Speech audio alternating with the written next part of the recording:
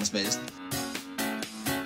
Jeg sidder her i min have, sen aftenstund, og reflekterer lidt over selvforståelse. Hvem er du? Hvem er jeg? Hvor er vi? Hvad skal der ske?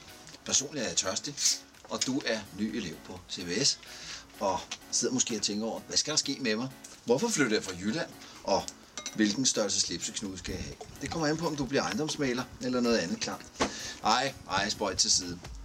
Og det er slet ikke fordi, jeg skal slet ikke tage pis på din videregående uddannelse. Det er fedt, det er rigtig fedt, når du så skal ud og prøve det, du virkelig drømmer om, og så have noget at falde tilbage på. Det er jo sådan, vi gør, inden vi går i gang med livet. Skaffer sådan en stor blød madras til, når det går galt.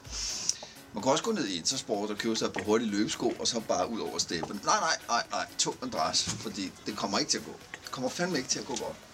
Det kunne også være, at du bare er på en direkte kurs, ved præcis, hvad du vil.